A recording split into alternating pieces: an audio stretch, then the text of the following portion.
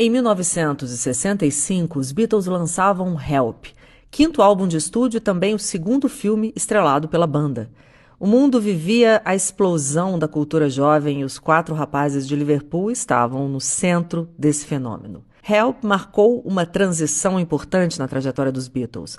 Foi o último álbum de uma fase inicial dominada por estruturas pop mais tradicionais e o início de um caminho musical experimental. A faixa título, que até hoje é um dos hits da banda, era, na verdade, literalmente um grito de socorro. John Lennon admitiria anos depois: quando eu gritei help, eu estava mesmo pedindo socorro. O filme, por sua vez, abandonou o tom documental do filme anterior, A Hard Day's Night, e adotou uma narrativa ficcional nonsense, com humor visual influenciado pelo surrealismo e sequências que antecipavam a psicodelia dos anos 60. 60 anos depois, Help ainda é uma peça-chave para entender não só a evolução dos Beatles como banda, mas também as transformações culturais daquele momento. Nesse episódio do Boteco, vamos analisar o álbum e o filme dentro do seu contexto histórico e refletir sobre o seu legado em 2025.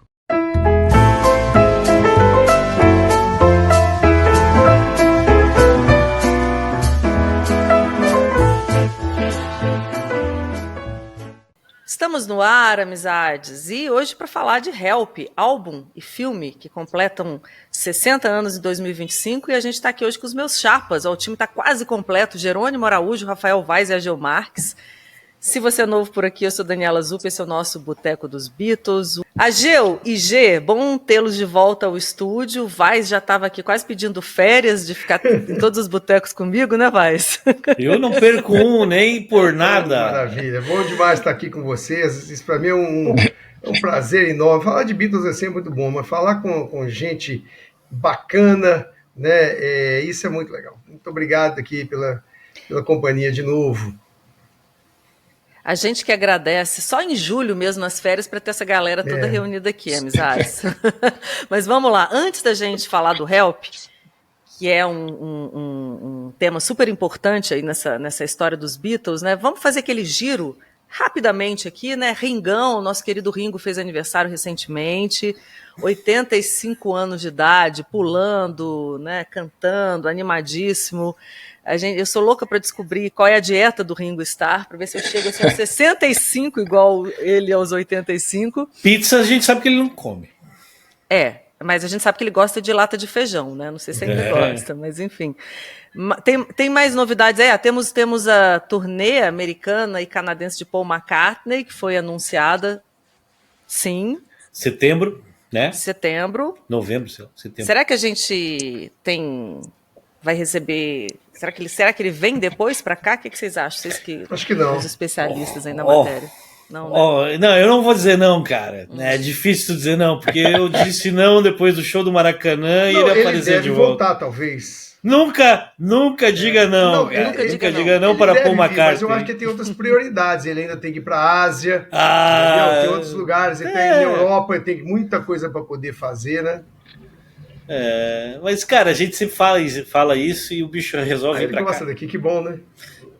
Vai que, sorte nossa. G tá caladinho lá, G tem informações quentíssimas que ele não revela. A gente sabe que ele tem. Ele tá lá em Saquarema. Vai lá, menino do Rio, diz pra gente. Pior que eu não tenho. Eu acho, eu tô um pouco com o Vaz, não dá pra dizer que ele não venha. Mas o que eu sei é o seguinte: ele tem priorizado lugares em que ele não tocou recentemente. A própria turnê americana são cidades diferentes das cidades que ele tocou em 2022. Se você for olhar ali, talvez tenha uma ou outra que ele tenha tocado, mas em geral elas não se repetem. Quando ele esteve aqui ano passado, inicialmente ele não viria ao Brasil, ele iria apenas para os outros países que ele tocou. Não me lembro agora, foi Argentina, Uruguai, né? Mas aí, é claro, ele já estava por aqui, né? Não custava nada dar um pulinho ali em São Paulo e tal. Ele quis ir em Floripa dar uma olhada nos pés ali. Comer um berbigão. Mas eu não sei, eu acho que, eu não sei, se ele vier é para o próximo ano, né? Eu não sei se ele vem, se ele. Cara, eu sempre digo Eu assim, acho ó, que eu acho que o não dá mais futuro. para prever, assim, sabe? Eu acho Não que o dá para futuro é de prever. curto prazo, entendeu? A Sim, agenda dele, o futuro, o planejamento é sempre com prazo mais curto. que faz o maior Mas, Então, sentido, mas né? posso Faz o falar maior uma, sentido. posso falar uma coisa? Ele assim, ó, ele tá numa fase tão gostosa de ver ele indo nos lugares, tocando nos lugares pequenos, como ele fez lá em Nova York, indo em festival, indo em show, assim, sabe? Que daí agora ele fala assim: ah, vamos fazer uma turnezinha. Daí ele dá uma voltinha por alguns lugares, volta para outros que ele já foi. E é isso que vai ser a vida dele, cara. Porque ele fez 83 agora, né? Então, o cara tem que desopilar. E a gente só, como fã, eu como adorador dos shows dele, eu digo, se ele vier para mim para cá, é lucro, sabe? Obviamente, eu não vou pegar um avião e ir para os Estados Unidos para ver um show dele. Não, não. Nessa altura do campeonato, nós brasileiros não precisamos mais preocupar com isso. é. Ah, eu vou lá para a Oceania, Pode crer. para casa do cachorro. Não, espera, o cara vai, uma hora ele vai passar aqui de novo, entendeu? É isso. É isso. E, bom, terminando o nosso giro, teve uma entrevista do George Harrison, publicada essa semana também. Quer dizer, eu não chamaria de uma entrevista, é uma sonora, como a gente diz no jargão dos jornalistas, né? Eu vi a entrevista. Um breve depoimento, né? Falando sobre o Anthology, na época que eles estavam trabalhando no projeto, com o Mo Foster, que é um baixista, e aí todo mundo ficou muito feliz, porque isso não tinha vazado ainda, o George ali todo sério, super de boas, falando sobre aquilo, numa boa vontade que não é peculiar, né?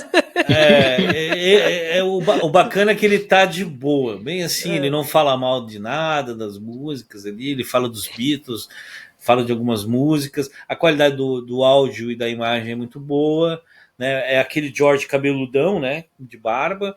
E o Mo Foster, ele foi um baixista de estúdio, né? E ele tocou com Gary Moore, tocou com o Brian May, tocou com Phil Collins e morreu em 2023 aí aos 80 e lá vai alguma coisa. Onde mesmo que está publicada essa entrevista, essa sonora? Ela tá, deixa eu pegar aqui que eu tô com o YouTube aberto. Ela foi publicada no YouTube essa semana. Só para quem não viu, né? Num perfil chamado British Music Vault. Não que não tem muitos perfil. seguidores, não, tá? Mas assim, já em poucos dias aí, tem mais de 30 mil visualizações esse vídeo do George. Porque, querendo ou não, Beatles é um negócio que chama muita atenção. Essa página é uma página de história da música, história de gravações. Então Legal. é bacana quem quiser lá Fica ver. a dica. Mas o Marcelo comentou comigo que assim, ó, parece que dá cheiro de Anthology desse ano, né? Entendeu? Alguma coisa que vem Quando por aí. soltam essas coisas assim, mas não é nada oficial, né? É só uma página que conseguiu uma entrevista. Só lembrando aqui, a gente está falando do Ringo, para aqueles aficionados como eu com vinil, que está tendo o relançamento do Ringorama, um dos grandes discos do Ringo, é um disco muito bacana, está vindo em duplo, porque ele foi lançado em CD. Ele ainda está caro, lá na pré-venda está quase $70 lá nos Estados Unidos, mas assim, quem quiser já entrar na pré-venda já da Amazon, já tem, para poder pegar, ser relançado no vinil e o CD também. Eu já estou na pré-venda. Boa. Queridos, então vamos ao nosso tema do Boteco desse mês. Help! Olha aí. Antes da gente começar, porque a gente vai falar do álbum, primeiro do filme, depois do álbum, nessa ordem cronológica, etc, etc. Antes eu queria, assim, começar numa vibe talvez um pouco mais afetiva. Me lembrei do bate-papo que eu e a Geu tivemos aqui em BH, por ocasião de um evento em que a gente fez um mini boteco presencial. Aliás, vocês dois precisam vir a BH porque está rolando essa vibe do boteco presencial. De vez em quando a gente é convidado, né, Geu? Isso é muito bacana, né? Abrir shows legais aí, etc. Bom, e aí a gente estava, Afonsinho Eliodoro, né, super guitarrista, super bitomaníaco também, que também fez uma participação especial nesse show. A gente puxou o Afonsinho para conversa. Eu me lembro, se não me engano, tanto ele quanto a Geu falaram muito de Help, né? Como um primeiro álbum que eles ouviram. Foi, no caso, o meu primeiro álbum dos Beatles. Eu acho que é um álbum que é uma verdadeira porta de entrada para Beatlemania, para começar a conhecer o som e começar a ouvir Beatles mesmo. Então, para começo de conversa, numa vibe assim mais afetiva, eu queria que vocês me dissessem qual a primeira lembrança que vocês têm de Help. Foi o álbum? Foi o filme? Foi alguma música específica? Porque foi, como eu disse, o primeiro álbum que eu ouvi. Acho que não estou sozinha nessa entrada aí. Eu vou começar, que eu sou mais velho, e para mim a lembrança é muito próxima dos anos 60, sabe? Então a primeira coisa que eu lembro do Help, eu com 4, 5 anos de idade, aquela época, nos anos 60, os casais não podiam sair sozinhos, então os pais sempre botavam o que a gente chama de vela. É aquele menininho que acompanhava para atrapalhar o namoro. Eu fui vela de muito namoro e eu lembro, num desses, eu fui levado ao Help. E fiquei com aquela imagem do filme, assim, muito dispersa, mas eu lembrava muito daquela cena do cobertor, enrolando o ringue, depois, né, aquela cena do carro. E foi muito interessante, porque um belo dia, das poucas vezes que eu matei aula na minha vida, aos 12 para 13 anos de idade, eu estava matando aula, passando na frente do Cine Montes Claros, lá em Montes Claros, na minha terra, eu vi anunciado Help. Ou seja, isso foi quase 10 anos depois, 76, no cinema. 76, 77. Eu estava assistindo a sessão das 10, das 2, das 4 e das 8. Aí eu, de sessão das 10, não aguentei, eu só vou assistir esse filme. Tinha um dinheirinho da mesada, corri e entrei. Cara, foi ali que começou a minha Beatlemania. Foi ali que começou. Aí legal, eu fiquei, almocei na rua, assisti a sessão das 2, das 4, não assisti das 8 porque eles não deixaram, porque era tarde. Então dali eu já saí correndo para a loja de disco, gastei o resto da mesada para poder comprar o disco e não parou mais. Então eu falo que a pedra fundamental, né, para mim, da minha Beatlemania, foi o filme Help, que eu peguei e ouvi depois, assim, durante alguns meses, sem parar, só esse disco. Então, para mim, ele tem uma coisa muito especial. Talvez seja o fenômeno, aquele encontro do Paul com o John lá na igreja de Woolton, que eu considero o início de tudo, para mim foi esse filme que eu assisti. E com você aconteceu como eles haviam planejado na época, né? Lançar primeiro o filme para depois fazer o cara ir comprar o disco. Eu não, eu ouvi primeiro o disco. Eu me lembro até hoje o dia, e foi a primeira, desculpa. A música Help foi a música que me pegou para ouvir Beatles. Foi a primeira música dos Beatles que eu ouvi e que eu falei, caramba, o que é isso?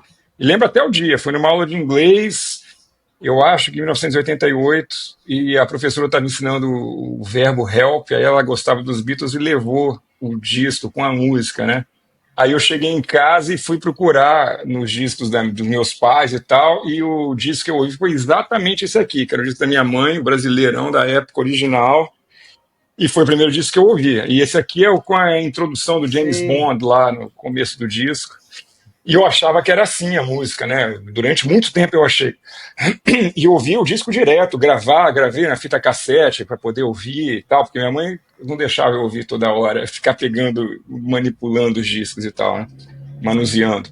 E depois o filme, cara, o filme eu assisti bem depois. Eu assisti nos anos 90, começo dos anos 90, 92, 93, assim, em VHS. Eu achei um VHS.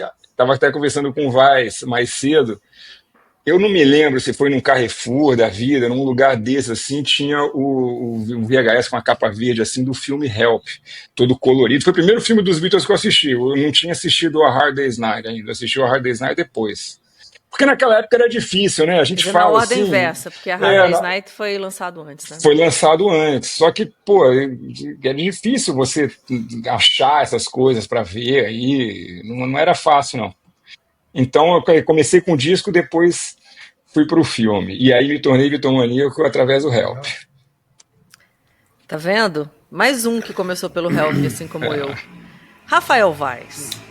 Olha, contradiga-nos. Não, a minha história é um pouquinho diferente só. Eu comecei... Sempre é, Rafael Vaz, a sua história sempre é diferente. Eu comecei a ouvir Beatles pelo começo mesmo, né? O Please Please Me e depois o With the Beatles, porque o meu pai comprou esses 2 discos para mim. Mas a questão do Help, ela começou a entrar já até tem uma fitinha aqui que eu já... Tem essa fitinha aqui que comprava no Paraguai. Mostra mais pertinho. Ó, Vira um pouquinho, inclina. Assim? É isso, É, boa. fitinha que tu comprava no Paraguai com os êxitos de ouro dos Beatles, ou seja, é quase o number one, né? Então já tinha aqui Yesterday e Help, obviamente. Então eu já conhecia a música, né? O disco depois eu ouvi quando saiu aqueles discos em CD, né? Eu tenho aqui guardado também. E o filme, o Gera falou do VHS. Na minha cidade tinha uma locadora que tinha Help para locação. E aí eu aluguei ele pela primeira vez. Não tinha visto a Hard Day's Night ainda. Então o Help foi o primeiro filme dos Beatles que eu vi, porque já era cor, inclusive, e tal, né? Então, isso nos anos 90. E é um disco, como o Ageu falou, cara, é um disco que até hoje, se eu botar ele para tocar 10 vezes, eu vou escutar 10 vezes. Porque, querendo ou não, são super, hiper hits dos Total. Beatles, né?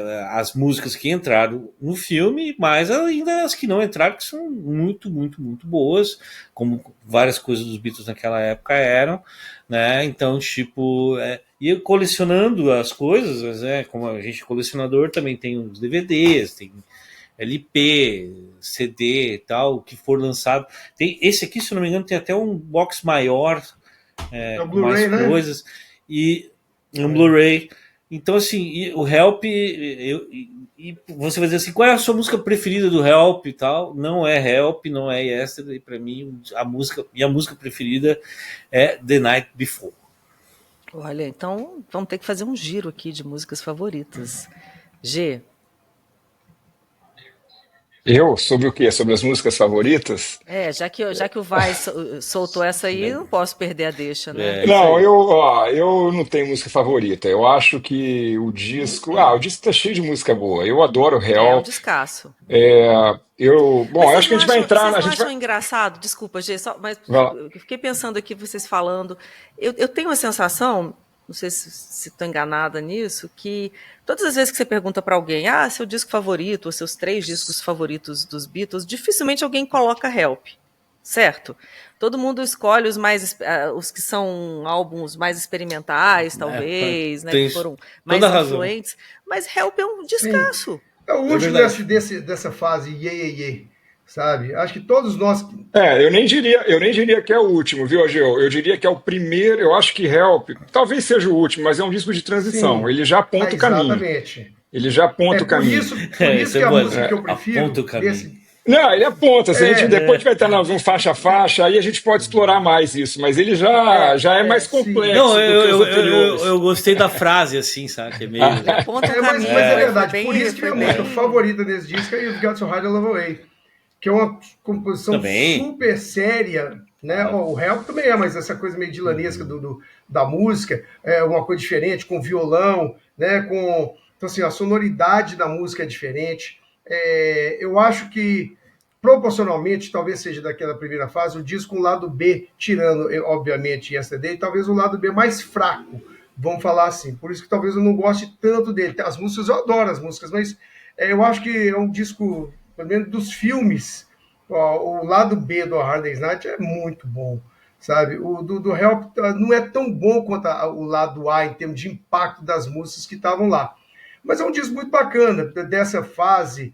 O G tem razão. Para mim é o último, porque é o seguinte, eu acho que o Rubber Soul, ele é sério demais, ele mostra uma coisa muito densa, sabe, cara? Então é por isso que eu acho que o Help ainda tem... Mais alegre. Gonna Lose That Game. Apesar de Help, apesar de ser alegria, a letra é uma coisa séria, tá falando de uma coisa séria, a fase depressiva do John.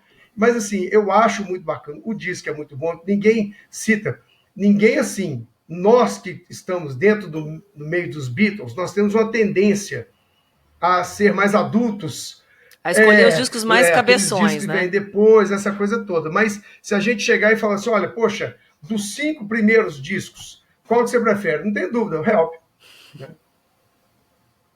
Mas assim, ó. Mas só para pegar a canção do G, porque ele ia falar e eu não falou. interrompi, Ele gente, falou. Desculpa. G, vamos lá, retomando. Eu acho, bom. Ele não tem? Eu não tenho. Eu acho que a gente poderia depois, se a gente for falar do filme agora, por exemplo, ou eu já emendar aqui e entrar nas músicas, porque aí dá para falar bastante coisa. Eu gosto do disco como um todo. Eu acho que o disco Se a gente for entrar um pouco nas músicas, tem bastante coisa para falar legal, assim, que eu já acho à frente dos discos anteriores. E aí eu entendi agora o ponto do Agil, tipo, dos 5 primeiros ser o disco que você talvez prefira, né? Acha melhor, assim. Então é isso, não tenho assim a música preferida, não. A música Help eu sempre adoro, sempre gosto até hoje, mas adoro outras aí do disco também. Então vamos ser um pouquinho didáticos agora. Eu sempre gosto dessa parada do contexto, né? E vocês já deram aí algumas pistas sobre isso. Nós estamos em 1965, quinto álbum de estúdio dos Beatles, certo? Um álbum de transição, como o G falou aí anteriormente, que aponta, né, para uma nova fase. E a gente está ali no auge da histeria ainda, né? Queria que vocês me ajudassem a elaborar esse contexto quer dizer, em que momento dessa trajetória a gente está quando eles lançam Help, e aí a gente já pode começar a falar do filme, que é uma grande sátira, eu acho, né? Ali eles estão de saco cheio daquela histeria, da fama, dessa imagem pública, e o filme vai de uma maneira muito nonsense, né? Ao contrário até do A Hard Day's Night, que tinha sido lançado anteriormente, que não é o filme, ele já começa a fazer uma grande gozação, uma grande sátira, os Beatles ali como personagens de si mesmos, né? Então, eu queria que vocês me ajudassem a contextualizar esse momento aí, que vai ser importante para o que vem depois, né? Tá, posso. Que alguém quer. Não, vai lá. Não, o 65. Enquanto 64 a histeria aconteceu, o desbunde mundial e um deslumbramento dos próprios Beatles para com o mundo, em 65 isso está completamente consolidado. A histeria continua lá, mas ali os Beatles são senhores absolutos da música. Ali eles estão seguros de si, eles têm uma atitude muito mais segura, muito mais tudo, assim, né? Já somos nós aqui. Né? Você vê as próprias imagens dos giros das turnês pelo mundo e tal, eles muito menos eufóricos, aquela euforia inicial passa e existe uma atitude de muito mais confiança. E eu acho que até certo ponto isso o filme esse deboche, essa coisa mais solta é por conta disso também. Eles estão fazendo o filme que eles querem, né? Vamos filmar nas Bahamas porque deve ser, vão para lá, só pá, aí o roteiro se adequa para onde eles querem ir, né? Então essa coisa aí acontece, né? Musicalmente também tinham várias coisas acontecendo assim no mundo de uma forma geral que tem impacto, tem influência na música deles. O Ageu citou o Dylan ali, o Dylan, os primeiros discos eletrificados são de 65, né? O Bring It All Back Home e o Highway 61 Revisited. Ele se eletrifica também influenciado pelos Beatles, assim. O The Who lança o primeiro disco, então a gente tem uma série de... A música sai daquela onda Beach Boys e surf em USA, aquela coisa mais soft rockzinho mais pop, e está entrando no mundo mais complexo. Frank Zappa já ia aparecer logo ali também. Então eu acho que e os Beatles antenados e donos absolutos daquele tempo, eles estavam muito antenados no que estava acontecendo. E isso se reflete aqui nas músicas quando a gente entra ali. Arranjos mais sofisticados, letras um pouco mais densas e tal. Então eu acho que o contexto é esse. Assim, 65, eles são donos absolutos do cenário musical do mundo naquele momento. Uma confiança tremenda ali. Eu acho que eles não se sentiam verdadeiramente desafiados por ninguém naquele momento. Eu acho que o Dylan exerceu certa influência no John como compositor ali, mas era uma coisa que crescia, né? Era uma competição saudável, assim. Eu não vejo ali. Eu vejo os Beatles dessa forma, assim, chegando para entrar em estúdio ou chegando para filmar esse filme do jeito que eles queriam lá e meio debochados e tal. Enfim. Maravilha. Rapazes, quem vai? A Geu? Vais? Agora Dani estava fora da minha tela, não estava te vendo, não. Agora tô. Agora sim. Cara, assim, o G falou muito bem sobre o que estava acontecendo naquela época, né? E vamos também falar o seguinte, né, Gê? Eles estavam com uma vontade gigantesca de gravar, né? Em Abbey Road, experimentar, justamente por todos esses artistas que estavam caminhando junto com eles aí, que o G foi citando e tal. Eu até cito os Birds, né? Algumas coisas da costa oeste americana, né? Que estavam ressurgindo. Então, eles estavam com uma vontade gigantesca de fazer músicas muito mais elaboradas e a gente vê, acho que como o Agil também é músico, a questão dos instrumentos que estavam sendo já um pouco mudados, os caras já estavam colocando a Stratocaster para tocar, violão de 12 cordas, violão de 6 cordas clássico, enfim, os teclados e tal, coisa que a gente não via antes, né? Naquela efervescência da bitomania, que no máximo um pianinho e olha lá. Né? Então, o Help tem essa entrada para esse mundo de mudança que eles estavam fazendo. Paralelo a isso, eles estavam gravando um filme blockbuster, né? É um filme blockbuster para arrebentar a boca do balão, né? Com a popularidade que eles tinham, né? Nos cinemas do mundo inteiro, inclusive aqui no Brasil, em qualquer outro lugar, e deve ter sido um dos recordes de bilheteria daquela época. Né? Um filme cor, né? Diferente do A Hard Day's Night, que foi um filme praticamente roteirizado ali meio que na hora para fazer aquele momento das pessoas vendo o dia a dia dos Beatles. Agora é uma coisa diferente, é uma história James Bonniada, né?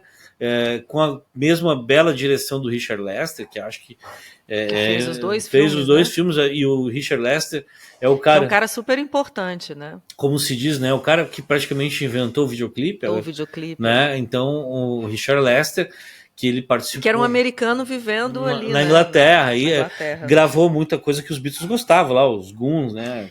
O grupo de humor. Então, os atores foram acompanhando alguns do filme anterior e tal, não sei o que. E aquilo que o Gerard falou, vamos gravar nas Bahamas, vamos gravar não sei onde que eles queriam ir realmente, né? Então, o filme é sensacional. Se tu vai assistir com qualquer pessoa leiga ou que não gosta muito de Beatles, vai achar divertido, né? E as músicas que foram selecionadas pro filme ali, que são 7, que geralmente é Help, You're Gonna Lose That Girl, Ticket to Ride, The Night Before, I Need You e Another Girl. Acho que tem mais uma, né?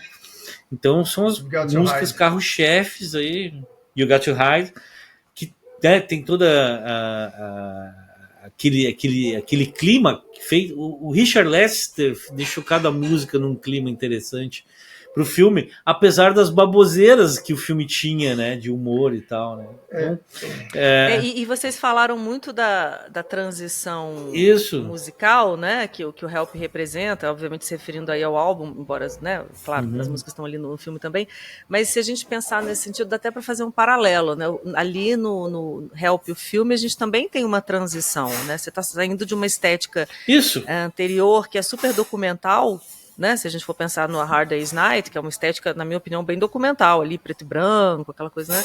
E aí entra em cena esse universo surreal, caótico, colorido, né? Então, também ali eles estavam fazendo uma transição. O filme também aponta para isso. Isso, o disco e mais o filme tem essa transição. Eu acho que tem uma coisa... Né? E fez sucesso, fez muito sucesso.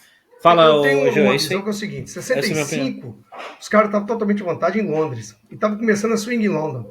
Então, até 64, eles estavam se adaptando à cidade, aquela coisa toda. Em 65, os caras eram donos da cidade, donos do estúdio, se permitiam ficar mais tempo para poder testar mais coisas, assim como no filme. Então, eles dali não estavam no primeiro filme, aquela coisa, eles já tinham controle do negócio. O G falou, se os caras eram dono do pedaço, então vão fazer isso aqui. Isso é o grande barato. E eles se sentiam isso.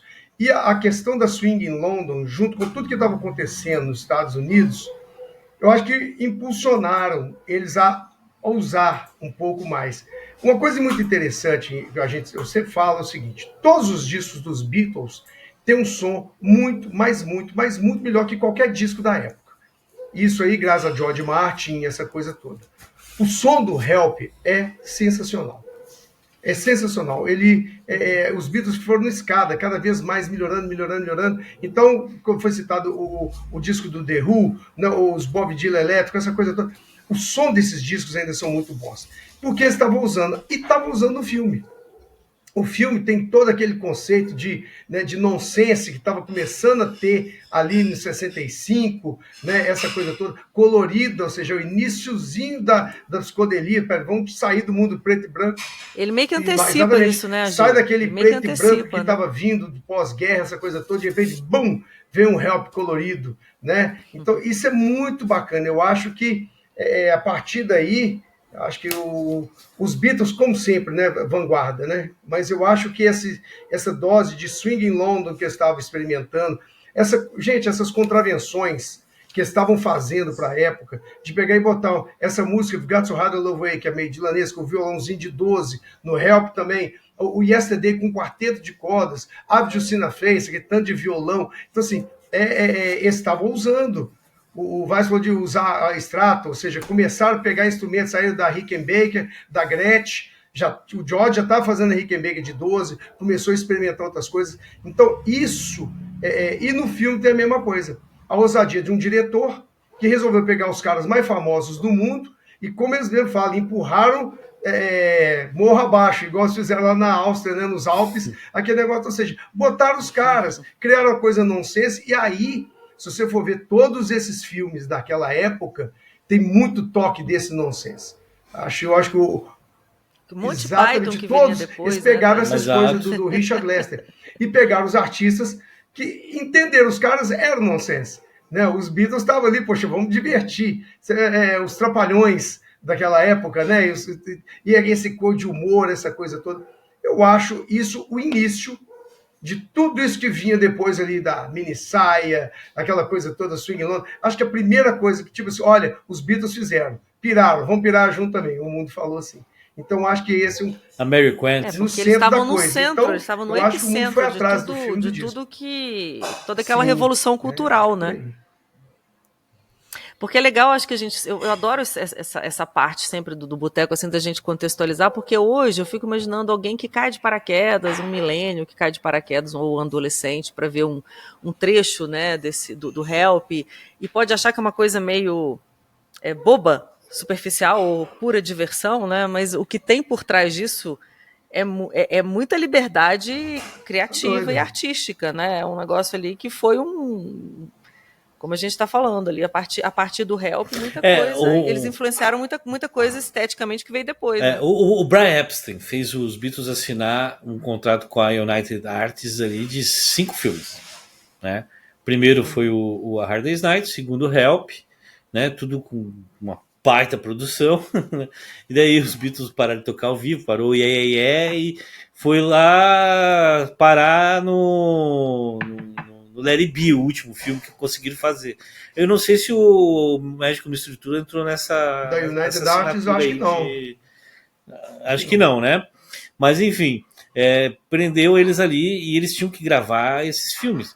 Porque o John Lennon fala, né, numa das entrevistas aí, que o sonho deles era ser tipo o Elvis, né? Eles iam para ver o filme do Elvis, porque o Elvis era o cara da mulherada. Só que dava trabalho demais fazer filme, Dava muito trabalho demais. Isso, né? Horas e horas e horas esperando, né, cara? Né? Então não fizeram mais filme nenhum. Então o Help é praticamente o segundo e último grande filme desse contrato mequetrefe que o Brian Epstein fez com a United Artists. Mas é porque quando ele assinou o contrato, o contexto era esse, o contexto de Popstar, o maior de todos era o Elvis e essa coisa de filme e música, né? E aí essa revolução que aconteceu na música, a revolução cultural dos anos 60, os Beatles eram eles eram outros artistas depois, com o passar do tempo, a música mudou, não dá mais para conceber os Beatles fazendo filme todo ano, E 66, 4 caras 67, diferentes, os né, caras Gê? estavam em outra, a música era diferente, E tudo 4 era caras diferente, diferentes. O Elvis era um só, né? é mais fácil de ser domado, né? Era um só, era um só. E manteve aquela coisa do rock pop, Sim. assim, né? O Elvis não teve depois, a evolução da música. Os Beatles não só evoluíram, eles lideraram essa revolução, essa evolução musical que mudou completamente a música. Os anos 60, a grande transformação da música aconteceu nos anos 60. E então cara, os Beatles de 66 eram completamente diferentes dos Beatles de 64, né? Outro É. mundo, assim, impressionante como um intervalo de tempo tão curto 2 anos. 2 anos. era uma coisa completamente diferente. É incrível quando a gente pensa hoje o que Nossa. acontece em 2 anos na música pop, nada. Não, mas é só tu ver essas Não fotos. acontece nada. Tu vê essas fotos de turnê, né? Tu vê as fotos de 64, as fotos de 66, né? Os caras estão sacudo, né? Eles não querem mais saber de show, de porra nenhuma. Impressionante, atitude Né? corajosa. Bom, já que a gente está falando de música, já vamos ao álbum Help. G, você tava. O que vocês. Vou fazer aqui de uma maneira espontânea. Eu acho que a gente não precisa fazer um faixa a faixa, a menos que vocês queiram, fazemos, claro, sem problemas. A gente pode ir conversando, elegendo alguns destaques. Assim, antes de mais nada, eu queria que vocês explicassem. Vocês já falaram, todos três já falaram um pouco sobre isso, mas assim, por que então Help é esse divisor de águas na carreira, na discografia dos Beatles? Tá. Bom, vou falar um pouco aqui como ouvinte e leio um pouco e tal, mas depois tem dois músicos aí para falar melhor do que eu, o que eu penso, assim. Bom, em primeiro lugar, começando, vou falar da música Help, só para dar um exemplo, porque é a música que me pegou e a música que abre o disco, é a música que eu adoro, né? Help O disco já começa com John Lennon com aquele grito, isso eu acho genial, né? Genial, também acho, genial. E como o Agil falou, é uma música já que trata de um tema mais sério. O John Lennon tinha feito ela inicialmente lenta, assim, né? Depois ele acelerou. Ele disse em uma entrevista ou outra que se arrependeu de ter acelerado, mas depois ele falou de novo que é a música preferida dele. Então, aquela John Lennon sendo John Lennon. Mas, pô, a Help, por exemplo, além de ter uma base, eu acho que ela tem uma base muito legal com violão, junto com a guitarra, ela tem uma coisa legal que é o contraponto vocal, né? Que já tinha acontecido lá em It Won't Be Long, do With the Beatles, mas aqui tem uma coisa diferente ainda, que os backing vocals se antecipam aos vocais principais, que é muito legal. Eu acho que isso não tinha acontecido antes na música dos Beatles, e onde o coro... Dá para exemplificar? Pra gente Sim, quando você primeiro você tem os backing vocals respondendo ao vocal principal do John. Depois, quando ele começa você tem os backing vocals se antecipam. Responde com os backs, mas na segunda estrofe, no segundo verso de cada vez que ele vai, os backing vocals cantam antes do que o John Lennon vai cantar. Eles começam. Now my life É isso aí. Now I find change my mind. E eu acho super legal essa coisa, esse jogo vocal aí. Por isso que Help está sempre no meu top. O Ticket to Ride, por exemplo, eu acho que tem uma bateria pesadíssima. Eu acho também... eu acho sensacional. Assim, a gente tem que contextualizar na época, cara. Em 1965, não adianta o cara pegar Black Door do Led Zeppelin e comparar com Ticket to Ride. Uma vez eu vi um cara e falei, pô, não tem nada a ver, cara. São épocas diferentes, sabe? Naquele tempo, 3, 4 anos, é completamente diferente, não dá para comparar. Se agora contextualiza 65, é uma batida pesada, cara, é uma batida grande ali, assim, pá. Então eu adoro, eu não vou falar de todas agora não, para não... Tem gente que acha a batida de Ticket to Ride uma coisa muito simples, né? Mas os grandes os grandes bateristas do mundo reconhecem como uma baita de uma sacada do Ringo ali. Uma informação. Música, né? E o Ringo, assim, eu fico pensando no estúdio, né, Ogeira, a responsabilidade que davam para ele fazer esses arranjos sozinho, praticamente. Né? Ele fazia totalmente sozinho, né? Então, tipo, e os caras olhavam para ele assim, não, é isso aí, né? Claro que às vezes o Paul se metia aí a tocar bateria e tal, mas no caso de Ticket to Ride, Help tem aquela entrada e a sequência melódica muito interessante, né? Com relação à parte instrumental e à parte vocal que tu já falaste tudo. Né? E é uma música que acho que por ela ter ficado mais rápida, né, ela tira um pouco do motivo do que ela foi escrita, né? Então, obviamente que ela virou um grande hit. Uma informação técnica interessante a respeito do Help, que eu andei notando nesses últimos anos, comparando. E ontem, coincidentemente, eu estava ouvindo, que eu estava vindo de Belo Horizonte aqui para João Molevade, eu comecei a ouvir os primeiros discos, assim, eu estava a fim de ouvir. Quero ouvir os John Lennon. As gravações, né, o conceito das gravações eram totalmente diferentes nos Estados Unidos e na Inglaterra. Na Inglaterra sempre teve aquela coisa, principalmente em Abbey Road, de todo mundo gravar junto. Então você tinha as caixinhas, cada um estava no seu violão, o baixo lá no canto, a bateria no outro canto, cada um, como a gente viu lá no Let It Be. É uma maneira que se gravava em Abbey Road. Assim, eu tive a oportunidade de gravar em Abbey Road em 98 dessa maneira. Estavam lá as coisas de estúdio, estava do mesmo jeito. Nos Estados Unidos sempre gravou peça a peça. E você microfonava a bateria, caixa, tinha um over para pegar os pratos, você tinha os tom-tons, tudo meio que separado. Na Inglaterra não tinha isso. O Help é o primeiro disco onde eu ouço com mais clareza e onde o Ringo mais tocou uma coisa que se chama ring shot, que é a batida na caixa que ele dá na caixa e no ar ao mesmo tempo. Então, por isso que uma coisa que eu vejo, conheci 300 milhões de bandas cover, as músicas do Help são difíceis de tocar, de executar, porque o Ringo era mestre no ring shot. Então, essa coisa de bater, então, dar aquela no ar, tá, junto com a caixa, é um som totalmente diferente. O tá do Help bate junto, é muito difícil de fazer isso. Então, eu acho que esse disco, o Ringo, tem uma responsabilidade, sabe, sonora muito grande. Eu acho que por isso que os outros puderam até colocar. Eu vejo assim, é claro que eu falei da desproporção do lado A do lado B, porque as músicas que foram feitas para o filme, as outras foram colocadas ali para poder completar de maneira geral, mas assim, o filme ele mostra John Lennon tocando com violão de 12 em Help, tocando ali no You've Got to Hide the Love Away.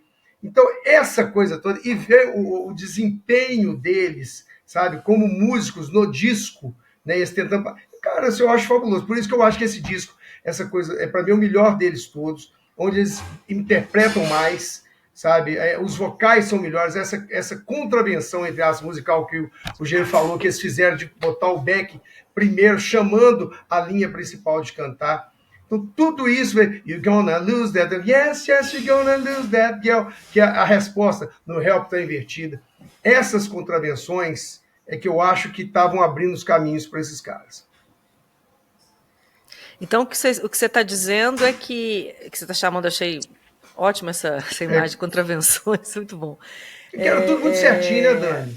Isso que começa a aparecer ali no Help é algo que já estava anunciando assim uma outra fase que aí ia se consolidar de fato. Eu acredito que sim. Você vê o seguinte, e esses caras, eles eram influenciados lá por fora e influenciavam também. Os discos Hard Day's Night e o For Sale, o George usou muito guitarra de 12. Pô, os Birds começaram a usar guitarra de 12 por causa desses caras. Aí, de repente, eles começaram a usar violão de 12, eles não tinham usado até então. Começaram, apesar de uma coisa engraçada. O violão de 12 é um violão que você tem que usar muito arpejo para poder separar as cordas. E o John toca enfiando a mão, então te dá muita sensação que são dois violões gravados. Ele toca de uma maneira diferente. Aliás, todas as músicas que ele usa o violão dessa maneira, é uma característica. Mas eu acho que já estavam nisso aí. A questão do usar Stratocaster, cara, eu acho que era uma guitarra que os Beach Boys usavam, eles usavam Fender pra caramba, né? O som dos Beach Boys é muito característico de Fender, e eles começaram a sair fora, o John sair da base da Rickenbacker, começar a usar a Stratocaster. Eu sempre achei que as melhores músicas do John Lennon são aquelas músicas que ele usou a base tocando um violão.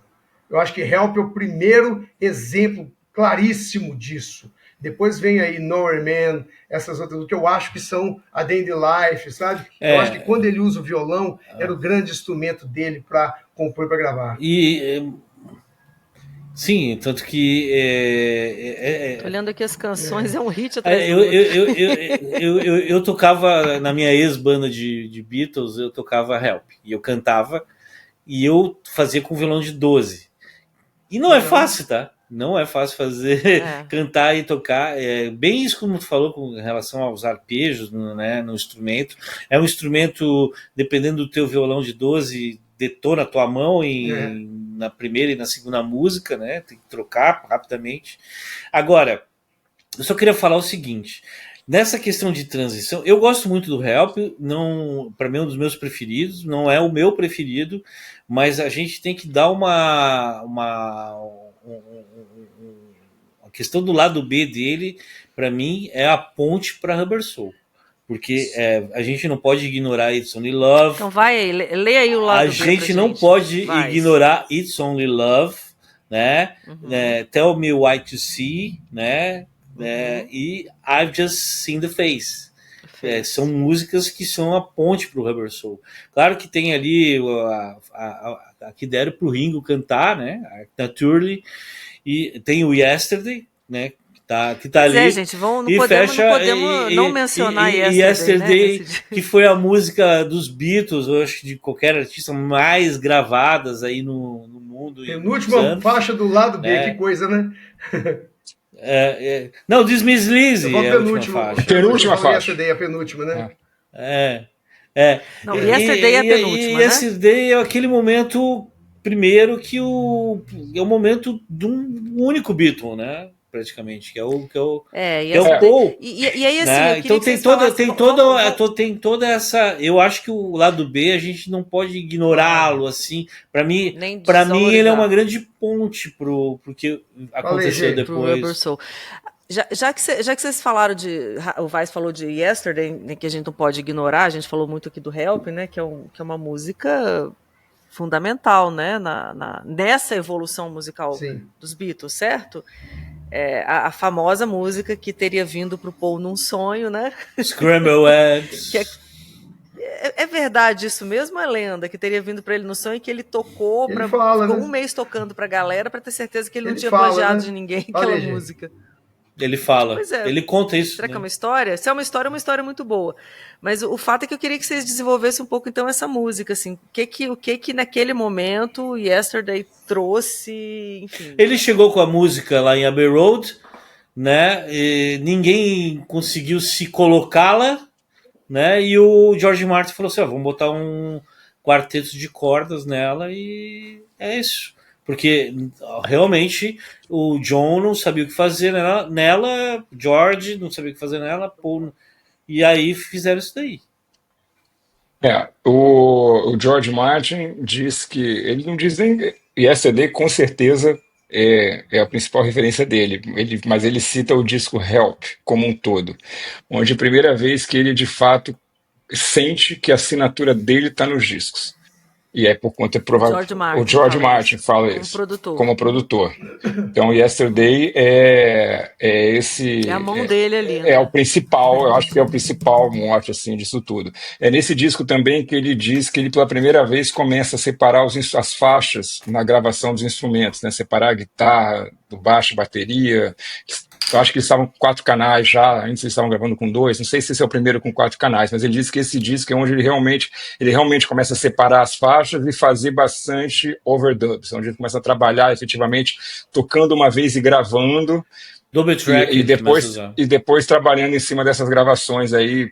Por isso que assim, o disco demandou horas de estúdio, mas tem poucos takes, porque, na verdade, os takes eram gravados e depois eles iam trabalhando em cima dessas gravações aí, corrigindo e botando overdubs. Quer dizer, essa história toda começou aí. É bom lembrar que fizeram parte dessas sessões várias músicas que ficaram de fora, né? O Wait, do Rubber Soul, é uma delas. A gente tem ainda I'm Down, do Paul, e aí é incrível, porque I'm Down, Yesterday e I've Just Seen a Face foram gravadas todas no mesmo dia. Esse dia eles só gravaram essas 3 músicas. E aí você vê a versatilidade do Paul McCartney cantando 3 músicas completamente diferentes e que exigem uma interpretação, cada uma delas exige uma baita interpretação à sua maneira, né? E são completamente diferentes, assim. E entraram para a história, quer dizer, é incrível, você para pensar, é incrível, eu acho incrível. A gente tem ainda Yes It Is, que também virou single, tem Bad Boy, né? Não entrou, tem aquela If You Got Trouble, que era pro Ringo cantar, descartaram. That Means a Lot, que saiu no Anthology, também fazia parte das sessões. Tu vê quanta música boa que não entrou, né? Não entrou. Não entrou. O Yesterday, você falou do George Martin, né, que ele se sentiu a primeira vez. É a primeira que tem pelo menos um quarteto de cordas, que era a praia dele, que era questão clássica, né? O cara apaixonado com bar. Clássica. Né? Então, a primeira que faz compôs, aquele arranjo. E tem alguma outra coisa muito interessante. O Paul McCartney toca o violão, o Epiphone Texan dele, afinado um tom abaixo. Então, ele está em tom de Fá, mas está fazendo a posição de Sol. Isso dá um grave no violão, por isso que dá aquele um batido, é a corda trastejando. Então é uma coisa interessante. Interessante. Então isso, ou seja, o violão fazendo o papel de baixo, que não dá para ter outro instrumento. E não dava para ter dois violões, era para ser um só. E aquela coisa do Paul McCartney tocar com a pinça, fazer assim, ó. Então, e ficou muito claro isso. Então é muito bonito que o som do Yesterday, a música, é um violão com quarteto de cordas, e você ouve os graves que vem do violão e não só do cello. Do violão. Então essa coisa é muito bonita. Eu adoro, eu acho esse arranjo, ele é perfeito. Ele é perfeito. Essa música não cabia nada de diferente, né? Todas as músicas eu não gosto de versões, mas essa música não dá para fazer nada de diferente. Nem os Beatles conseguiram naquele show do Budokan tocando com banda, ficou muito ruim. Não, ficou uma merda. Então, assim, eu ia falar isso aí, entendeu? Porque realmente isso não ficou legal. A música, cara. A gente tá no boteco, pô, eu não posso falar uma palavrinha. Então, assim. Pois é. Não pode beber, não pode falar palavrão. Mas eu acho que é isso. A Yesterday é a primeira música, sei lá, assim. Realmente, eu concordo com o George Martin. A partir daí, eu acho que, inclusive, acho que eles devem ter visto, né? O que esse cara, né? O potencial dele. Que depois vem. Então, de coisa pra frente, veio o Eleanor Rigby, né, todos aqueles arranjos, aquela coisa toda. Sensacional, né? Não, é maravilhoso. Eu gostaria, só uma coisa, eu queria falar a respeito da música. Eu queria conversar com alguém da época, para poder saber como é que foi. Como foi? A primeira audição do Yesterday. Ouvi isso naquele momento. Porque se você ouviu o Help, tudo bem. Eu pensei nisso quando eu fiz a pergunta. Como que cai uma Não, música dessa? Tudo bem, você ouviu o Help, você ouviu o Ticket to Ride, mas de repente ouviu Yesterday. Como é que foi? Deve ter sido, gente, um choque muito profundo. Um outro ambiente. É outro ambiente musical. Deve ser, para quem tem um mínimo de afeição pela música, deve ter sido uma coisa muito emocionante. Acho que muita gente chorou quando ouviu aquilo. De repente os Beatles, que isso? O que eles fizeram? A mulherada deve ter se derretido. Não, sem dúvida. Assim. Não, mas eu acho. Mas a mulherada fã do Paul, para mulher, assim, ele tem essa bonitão, coisa, né? Mas eu acho que deve ter sido emocionante. Eu me derreto mais quando ele canta The Long mas veio depois, ele pegou a mãe com Yesterday, né? Eu achei eles mais derretidos. Mas imagina você, teenager em 65, super fã de Beatles, e o cara... Você esqueceu que tem um George Harrison no meio do caminho. Eu não ia conseguir me derreter tanto pelo Paul McCartney quando existia um George Harrison. Com certeza, a Ju tá certo. Que as pessoas que têm um pouco de senso musical e ouviram aquilo em 65 devem ter ficado... Não, deve ter sido uma pancada. E as fãs, as milhares de fãs do mundo devem ter se derretido, porque é o Paul McCartney cantando ali docemente uma música chamada... Com aqueles olhinhos de urso, né? Tu vê, e olha a oportunidade que perderam, né, Gil e Jerônimo, de não ter colocado, de repente, até um momento desse no filme, né? Do Paulzinho lá e tal. Mas acho que eles iriam fazer isso, não. Rapazes, algum outro destaque que vocês dariam, assim, de uma canção ou de alguma coisa do Help pra gente? Já assim... eu acho, eu vou falar uma que agora tu falou do George Harrison. Pô, George Harrison compôs I Need You para esse disco. I Need You é foda, cara, né? E assim, né, a gente vê I Need You é uma canção muito, muito boa do George, né? Tem muita gente que tem referência de I Need You para a versão lá do Concert for George, que é com Tom Petty, né? Então, tipo, I Need You é uma música... Eu não consigo dar muita palavra, assim, na questão melódica, ela é excelente, né? E a letra é muito boa também. e É a musicalmente o segunda George música do George nos Beatles, né? é A mais ou segunda menos Uma música, a coisa composição dele, a segunda interessante, música. junto com Yes It Is, Tu vê como o cara já foi mandando bem, né, o Agil, porque a É. primeira Don't foi Bother Don't Me. Brother Me, né? Don't Bother Me. Don't Mas você Bother vê Me. que é o seguinte, junto Aí, com ó. Yes It Is, que o G falou que não entrou no disco, são duas coisas interessantes na pesquisa sonora. A guitarra, que na época não existia o pedal de volume, ou seja, Foi usado em I foi no Need, I né? Need e no Yes It Is que tem. Ou seja, o que é isso? Ou seja, o cara dá o acorde com o volume no zero e vai aumentando. É muito bacana. Só que você faz, hoje em dia você faz com pedal de volume. Na época tinha ali, ó, com o cara fazia e com, pelo que eu ouvi falar, não sei se foi isso, não sei se eu li em algum lugar, que o George fazia isso e o John, ou vice-versa, fazia com o botão, com o knob. Era muito interessante, cara. Ninguém tinha feito isso também, não. Sabe? Isso é muito legal. Mas sem querer sair muito dos álbuns, né? Tem um vídeo que tá circulando aqui que eu vi esses dias, eu posso passar para vocês depois, sobre Tomorrow Never Knows também. Tomorrow Never Knows, muita coisa foi feita na guitarra, Sim. né? Tocava ao contrário, fazia esses efeitos, né? Isso, na guitarra, né? A Taxman, tanto que o solo de Taxman é o solo ao contrário de Tomorrow Never Knows. I'm Only Sleeping. Alone Sleeping. Então, várias músicas que eles faziam testando, isso, né? Aquelas gaivotas lá é o Paul gritando, né? Eles começaram a testar exatamente no Help. Né? Até o Beatles for Sale. No Help, né? Era exatamente aquilo no ali, Help. ou seja, aquela coisinha de violão, guitarra, papapá, aquele negócio, um conjunto de músicas e tal. No Help eles começaram a pesquisar mais sons. Por isso que eu acho que o jeito tá certo, apontou o caminho. O Paul esse é o primeiro disco que o Paul usa Epiphone Casino também, dele. Sim, e antes do John do George. Né? O John do George estava usando as fendas. A 64. 64. Que eu achei um barato esse papo de hoje, porque eu entrei no boteco hoje pensando que Help era o último disco de uma fase. Não deixa de ser, né? Que ele encerrava, assim. E termina o boteco, depois de ouvir vocês, certa de que, na verdade, ele, como o G falou no início do programa e vocês desenvolveram ao longo desse papo, né?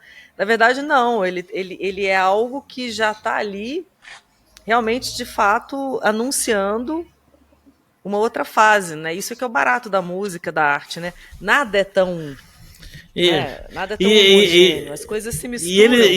Né? Então ali eles têm sim, né? Esses registros de uma fase e já tem prenúncios de uma outra, né? Então, quer dizer, como é que eu começo de um jeito e estou invertendo aqui a minha percepção a partir da nossa conversa? Só deixa eu falar mais uma coisa sobre isso que tu acabou de dizer. E eles terminam um disco com uma performance de um cover que é Dizzy Miss Lizzy. E uma performance do John muito digna, né? Parece que eles estão dando tchau mesmo para aquela fase mais antiga, né? Entendeu? Dizzy Miss Lizzy numa performance a qualidade de gravação, como a Gilson estava falando aí, já é excelente. Que eles gravaram, né? Acho que a partir do Rubber Soul não tem mais nenhum. Eu acho que é. Não, acabou. Outros, né? Cara, sabe o que é incrível com os Beatles, rapidamente? O fato deles gravarem tudo em Abbey Road. Ainda bem que eles não gravaram. Na época, né? Você pega coisa da época, assim, e você vê, parecia uma grande vantagem os Stones terem, porque os Beatles fecharam o contrato com Abbey Road e tudo tinha que ser gravado lá.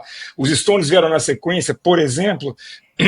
E aí o contato deles foi mais aberto, porque a Decca não queria novamente perder a galinha dos ovos. E aí ela liberou, os Stones podiam gravar em qualquer lugar do mundo que eles quisessem, e a Decca só distribuiria. O que aconteceu com o passar dos anos? Os Beatles têm tudo, o legado dos Beatles está preservado, essas fitas estão lá todas num lugar só. Isso. Tudo é muito bem preservado e guardado. Por isso que você escuta um CD remasterizado agora, parece que foi gravado ontem, sabe? Os Stones tiveram problemas, fitas foram perdidas, o que existe é o backup do backup do backup. Então você tem vários discos que você pode citar que tem problema de som por conta disso, por conta dessa confusão de uma fita tá lá, vai para outro lugar, se perde no caminho, trabalham com backup, isso é nítido. O Mick Jagger já falou disso aí várias vezes, na década de 60, eu estou dizendo, né? Depois eles se arrumaram.